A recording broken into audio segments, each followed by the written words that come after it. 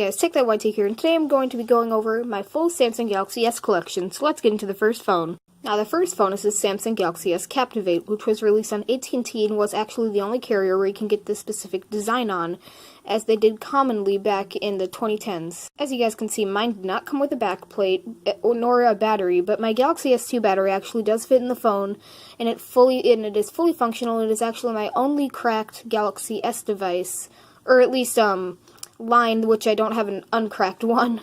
But yeah, fun fact about these Galaxy S devices is that they all came with 16 gigabytes of storage all the way up to the Galaxy S5.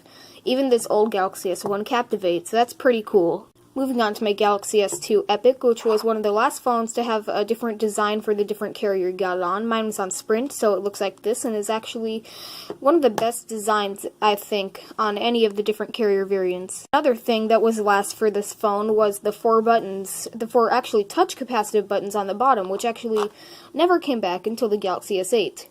As you guys can see, there's 4 of them, and the one button that's gone now is the search button, which actually I don't think was ever really used, but I actually kind of use it a lot on that Galaxy S2 when I do use it.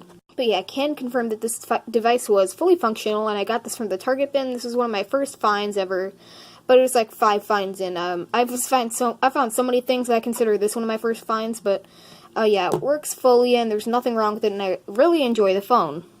Okay, so my first Galaxy S3 is this Galaxy S3 on Boost Mobile, and this one actually has a battery in it. Let me just put in my passcode. Here we go, guys. As you can see, this one works fully, but you cannot do the face and voice unlock as there's a crack going through the front-facing camera, or the glass, so the front-facing camera can't really see anything. But yeah, the phone works fully, and it just has a cracked glass. The AMOLED is actually perfectly fine. The digitizer works also fully. And this one is actually not rooted or on a custom ROM, which my other one actually is. Oops. So I'm so used to the rooted one, but yeah, so it's really weird and it's kind of slow. Actually, it's really slow. It's so much slower than my other one. But this one's on Android 4.4.2, I guess. Well, it is, but yeah, everything's up to date. In fact, I think I used this a couple days ago. But yeah, let's get on to my other Galaxy S3. Okay, so I have put the battery in this Galaxy S3, as the other one did not come with a battery. But yeah, as you can see, this one works fine, actually, but it's going to take a while to boot up, so I'm going to just kind of show you that it works, I guess, when it boots up. I guess I'll just wait. Actually, on this launch screen, you can tell that it is actually running, basically, Google Nexus ROM, as you can tell by the X, which is actually the Nexus, and which I actually did not know until I got a Nexus device. But yeah, it's actually rooted and is on a stock ROM. I have to say, this phone actually runs extremely fast on the stock ROM. It doesn't boot up really fast, but it runs extremely fast. Another thing I'd like to mention is that I got all these phones from the Target bin, besides one at the end. Oh, well, this one turned on, so wait. Yeah, well, here we go. As I said, I got all of them from the Target bin. And that's really it, and this phone is actually extremely fast on this custom ROM. Unfortunately, it is not Android 4.4.2, it's Android 4.2.2, which actually is still supported on most apps besides eBay. So, yeah, it actually came with this stock wallpaper, which was actually a Nexus wallpaper, which I really like. Let me turn down the brightness. Much better. But yeah, I really love the stock ROM. I have Nova Launcher on it right now, which is actually pretty nice on this phone. This thing can run anything, and I have just random apps on this. I use this phone all the time. It works great for every task imaginable. Now, and if you really want to have a good Galaxy device for cheap, definitely get the Galaxy S3, but you want to root it and put it on this custom ROM. Let me actually show you what custom ROM it is. Here it is. It is called AOKP, apparently. To know the version, here it is down here, and you can just look up online and see if you can find any information about it, or how to root your phone, or how to get that launcher on. One thing I'd like to mention about this phone is that I actually got this case from Goodwill for like $1. They had tons of these. They were just selling them in bulk. And I actually did not have my other Galaxy S3 at the time, so I just bought this, and it's actually really nice. Also, the case on this Galaxy S3, well, has an unfortunate downside. As you guys can see down there, it is sort of see-through, which actually stained the back of this Galaxy S3. Yes, this is not coming off, this is stained on, so that is why I keep it in this case. I actually kind of like it in the case anyways, but, yeah, so that is actually an unfortunate downside, and, yeah. Now moving on to my Galaxy S4. This one is in purple, and actually someone recently commented on the video when I found this, can I please have that purple Galaxy S5? And I was kind of in awe at that statement. But yeah, so this Galaxy S4 works perfectly fine. Let me just put in my passcode. The cool thing about my Galaxy S4 is that, as you can see, it is not on Android 5. It is on Android 4.4.4, I believe. Let me see. Yeah, Android 4.4.4.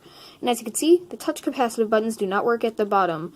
And actually, one of my friends, my friends, I'll put his channel link down in the description. It's like Techmaster 2000. Oh, I turned it off.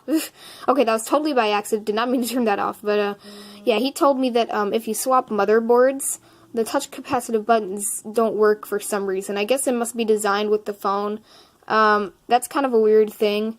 But yeah, that's probably why these touch capacitive buttons do not work. But this phone works fully, and the last motherboard that was in it actually had a power button flaw where it would just always be held down. Even, like you'd feel it click, but it would just, well, you wouldn't feel it click, but it would click if you pressed on it. But then it would just go in a boot loop because the power button was broken. So actually, it wouldn't even go in a boot loop. It would be on for like 2 seconds, and then it would just like freeze on, but it would be black. So yeah, that's kind of weird. But this one works fully. Everything works on it besides the, you know, touch capacitive buttons. So let's get on to the next phone. Okay guys, so this is my Galaxy S5, which I actually used to have 3 of. I had 2 white ones and this black one. So let me tell you a story. I of course traded the white one with Murphy123. I'll put that, well, I'm probably not going to put it in the description. Guys, if you don't see anything in the description, don't be surprised. I always forget about things. In fact, if I ever mentioned someone in this video, it's probably not even going to be in the description. But I am going to do Techmaster 2000's channel because I wouldn't forget about that. But, yeah, and the other white one I sold off on eBay for like $30 because the AMOLED screen did not work. But apparently the guy who I sold it to actually replaced the screen. It still didn't work. So maybe both the AMOLED displays were good and it just had a broken connector. So, yeah, that's kind of weird. I knew I didn't see any cracks in that display, but yeah. This was actually my second Target bin find, I believe. It's a Galaxy S5, and the only thing wrong with it doesn't even have an LCD burn. The only thing wrong with it is it's missing the SIM card and microSD card tray. And you might be wondering, how does that go missing?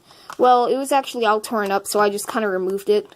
But, yeah, another bad thing is that it actually had the waterproof sealing thing right there. It had it on, but I was just playing with it in Target, and it came off like that. It was just came off in a couple seconds. I don't know if it was already broken and I just happened to make it come off. I don't know, but that's kind of weird. But yeah, this phone also does work fully. The AMOLED display panel works. Nothing is broken on it. The camera is amazing, and this is actually my main phone before I got my Moto Z2 Force, which I'm actually recording this video on right now. So let's get to the last and final phone. Yes, I do have all the Samsung Galaxy S devices up to the Galaxy S6. But the unfortunate side about this Galaxy S6 is that the AMOLED display is broken, and I actually have a couple other Samsung Galaxy S devices, like 2 Galaxy S4s that have broken AMOLEDs that I didn't show. But the only reason I'm showing this one is because it's my only Galaxy S6. Now, I know for sure this has no passcode because when it's actually charged, of course the AMOLED display is broken and the digitizer as well. But when I hold down this button, I hear it click, the multitasking button, and the phone will not boot into multitasking mode unless it has no passcode, which it just fortunately does. So that's pretty cool. If I ever get a Google locked or Samsung locked Galaxy S6 that I cannot bypass, I could probably just swap the screens on this one or on that one and put it on this one. Then I have a fully working Galaxy S6. So yeah, this one is in pretty rough shape. It has it's actually really thin, so doesn't really come on, but yeah, it's in pretty rough shape. It has a bunch of scuffs all over it, and this glass actually was it actually had no scratches on it. Sorry, I can't talk. It had no scratches on it, but then I just threw it around in the grass a couple times, and now it has a couple scratches, but I mean, it doesn't really matter. The back is in mint condition, and that's really it. So, yeah, that was my full Samsung Galaxy S smartphone collection. If you guys enjoyed the video, hit a thumbs up, subscribe down below. That's actually the first time I've really ever said that in months. But, yeah, I'll see you guys in the next video. Peace out.